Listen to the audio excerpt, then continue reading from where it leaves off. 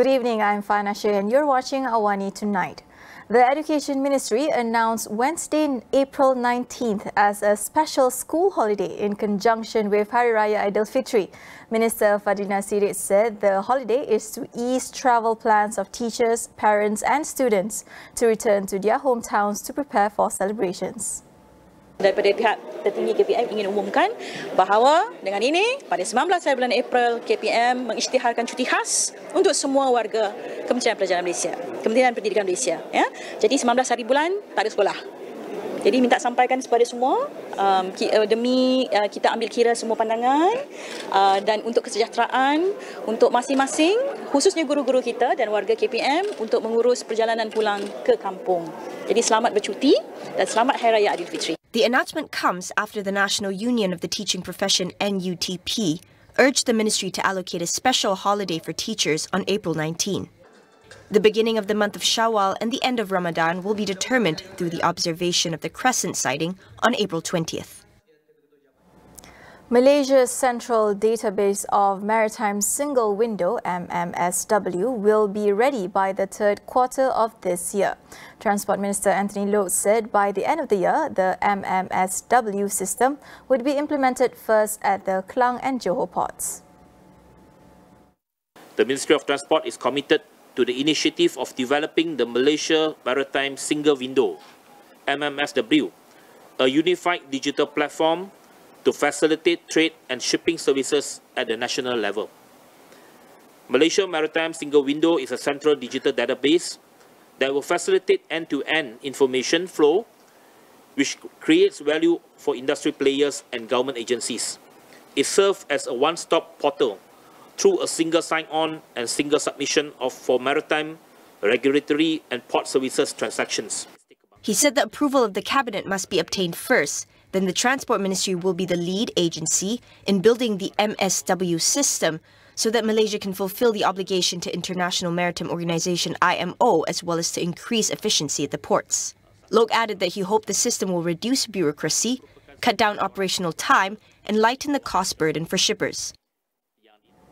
The Transport Ministry will look into the request for floor price by e-hailing drivers. Anthony Loh said his ministry is currently discussing the matter, but for now the existing pricing policies based on market price will remain without government interference. Mereka meminta supaya kerajaan meletakkan harga lantai untuk kadar e-hailing. Okay.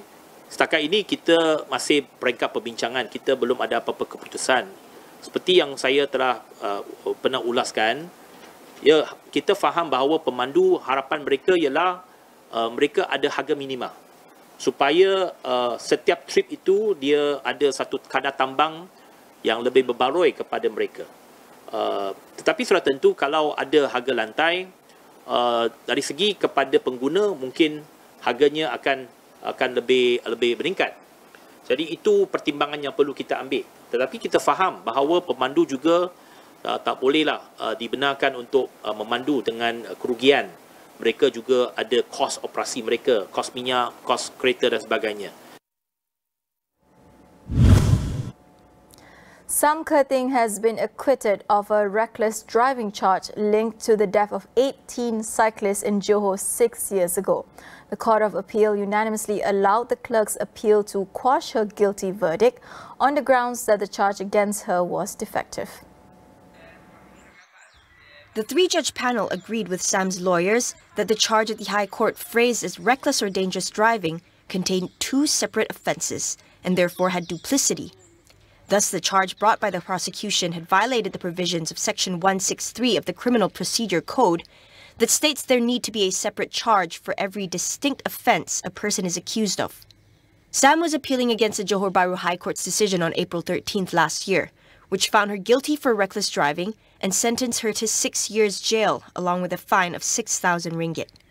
In today's ruling, Justice Datuk Hadraria Said Ismail said the Magistrate Court in Johor Bahru, which acquitted Sam twice, had made a correct finding that the accident was impossible to be avoided by the motorist. She also said the testimony of the investigating officer in the case noted that the 30 to 40 teen cyclists that day were not supposed to be on the road in the early hours and were involved in illegal racing. We will go for a quick break. Don't go anywhere.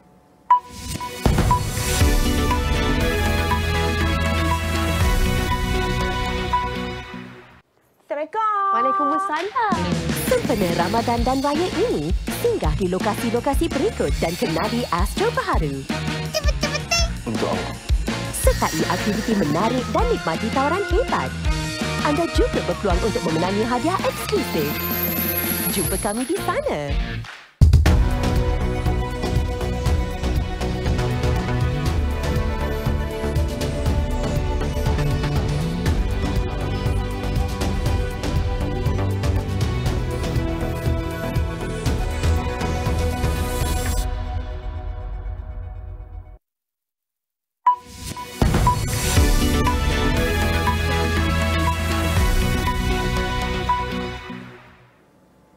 Welcome back. If Malaysia intends to move up the supply chain within the semiconductor industry, the government should come up with the right strategy on achieving it. President and CEO of Baharu Group Asia, Ernest Bauer, said this is important in order for the country to maintain its competitive edge in terms of attracting investments. Well, Malaysia semiconductors account for, I think, 7% of Malaysia's GDP.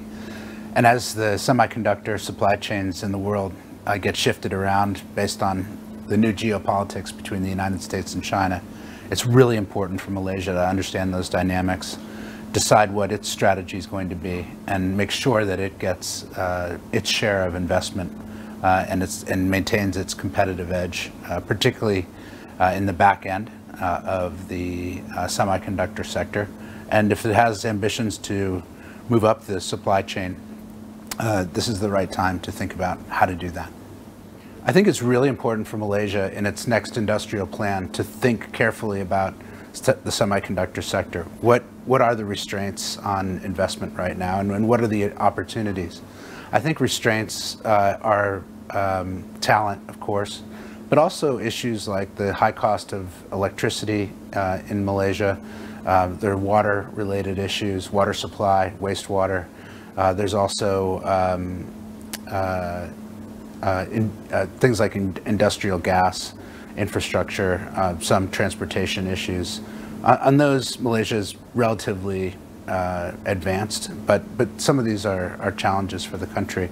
I think its advantage is Malaysia is has been a very stable country. You are blessed with no earthquakes or real natural disasters like major storms, like some of the neighbors around Asia. So Malaysia also has an incredible foundation of investment since the 1970s. Malaysia was early in on the semiconductor industry, and it's got amazing experience and a good infrastructure of companies who dominate world packaging and the back end of the sector. So making sure that Malaysia continues to innovate in that sector is going to be really important, and I think the government has to think about the whole picture and not just work through MITI, but have MITI be a leader and coordinate other ministries, even states, to support the competitiveness of this sector. He was speaking to Astro AWANI after a roundtable titled Malaysia's Missing Piece in the Semiconductor Puzzle at Menara MITI on Tuesday. The session conducted by Baharu Group Asia also saw the participation of the Ministry of International Trade and Industry's Secretary General, Datuk Seri Isham Ishak, and President of Malaysia's Semiconductor Industry Association, Datuk Seri Siew Hai Wong. In an effort to make Malaysia more competitive in the semiconductor industry, what is needed by the local players? Astro AWANI sat down with the President of Malaysia's Semiconductor Industry Association, Datuk Seri Siew Hai Wong, for his insights. Okay, Malaysia has been in the industry for semiconductor for 50 years. So they have a lot of experience in this field.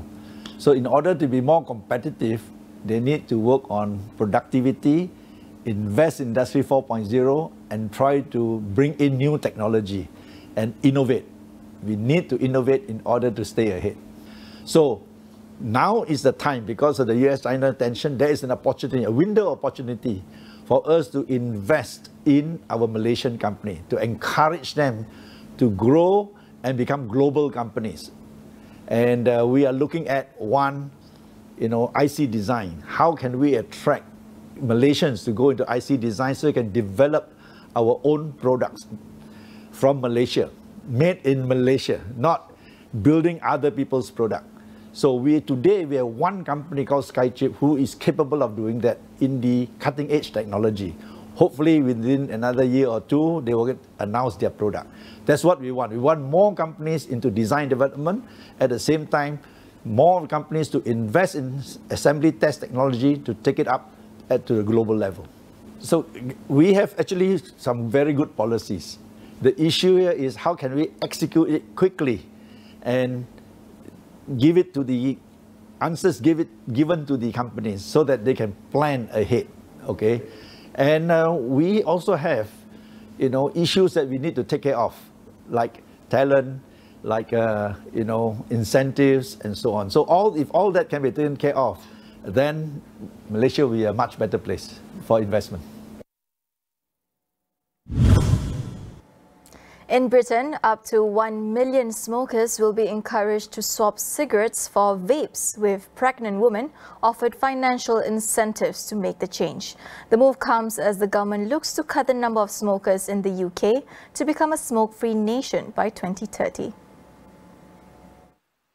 Described as a world first by officials, the Swap to Stop program will provide almost 1 in 5 smokers a vape starter kit, along with support to help quit smoking. Pregnant women will also be offered vouchers to help them kick the habit as part of the government's target to reduce smoking rates to 5% or less from 13% now. According to Health Minister Neil O'Brien, up to 2 out of 3 lifelong smokers in Britain die from smoking. His ministry emphasised that although worldwide average smoking rates are higher than in Britain, tobacco is still the highest preventable cause of death and illness in the country.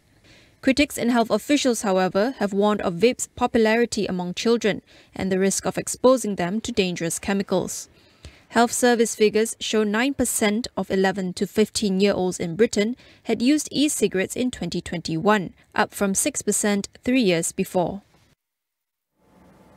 Meanwhile, junior doctors across Britain have begun a 4-day strike to demand for pay rises better aligned with inflation. The walkout follows a 3-day doctor strike last month and is expected to be the most disruptive in the history of the National Health Service, with up to 250,000 cancelled appointments. The British Medical Association, the union representing doctors, is calling for a 35% rise in pay.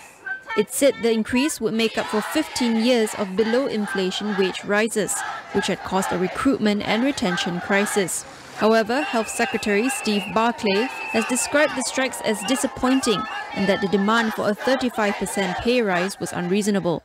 Junior doctors represent nearly half of the medical workforce in Britain and include those who have just graduated from university, all through to some with 10 years of experience.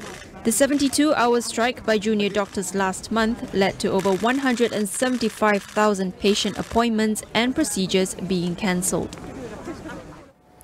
At least 500 residents have evacuated their homes in South Korea's eastern coastal city of Gangneung after strong winds and dry weather fanned a wildfire. At least 44 homes were destroyed in the blaze, although there were no immediate reports of injuries or deaths. South Korean President Yoon Suk-yeol instructed officials to deploy all available equipment and personnel to extinguish the wildfire. More than 700 firefighters and 300 vehicles were dispatched to the area, but waterbombing aircraft were unable to take off due to high winds. Authorities say the fire appears to have started after strong winds blew a tree onto live overhead power cables. They added that the flames have consumed more than 170 hectares of land so far. That wraps up Awani Tonight. I'm Farhana Sheikh. Thank you for watching.